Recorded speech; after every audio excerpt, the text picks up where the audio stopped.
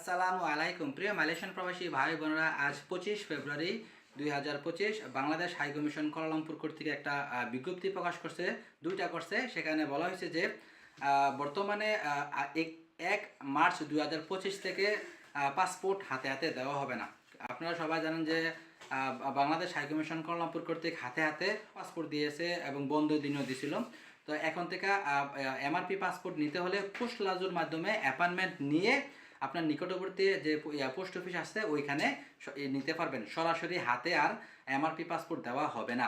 দ্বিতীয় যেটা বলছে সেটা হচ্ছে 1 মার্চ থেকে এমআরপি পাসপোর্টের কোনো আবেদন গ্রহণ করা হবে না। যে সকল ভাইদের জন্ম নিবন্ধন বা এনআইডি কার্ডের সাথে বর্তমান পাসপোর্টের বেশি সমস্যা, ওই সকল ভাইদের স্বল্প সংখ্যক, সবার না, স্বল্প সংখ্যক তারা বিবেচনা করে এমআরপি পাসপোর্ট করে দিবে।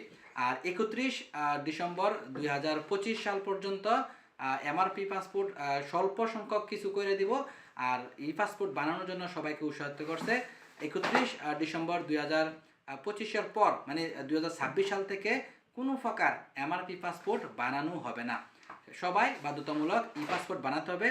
এখন বর্তমানে যে সকল ভাইদের ই পাসপোর্ট আছে বা এমআরপি পাসপোর্ট আছে, আপনাদের বয়সের সাথে মিল নাই, আপনাদের দেশ থেকে ওই আইনআইডি কার্ড অথবা জন্ম নিবন্ধন পাসপোর্টের সাথে মিল করেন, অথবা অতি শীঘ্রই আমাদের হাই কমিশনে আইসা যোগাযোগ করেন, আপনার সমস্যার কথাগুলো বলেন, ইনশাল্লাহ হয়তোবা সমাধান করবে। যদিও তারা বলে দিচ্ছে যে স্বল্প সংখ্যক এমআরপি পাসপোর্ট বানাইবে, ঠিক আছে, যেগুলো আপনার কোনো মিল নাই পাসপোর্টের সাথে বা এনআইডি কার্ডের সাথে, জন্ম নিবন্ধনের সাথে, বর্তমান ভিসার সাথে যেগুলো মিল নাই সকালগুলো করবে না, ঠিক আছে। ভিডিও সবাই শেয়ার করে দেবেন।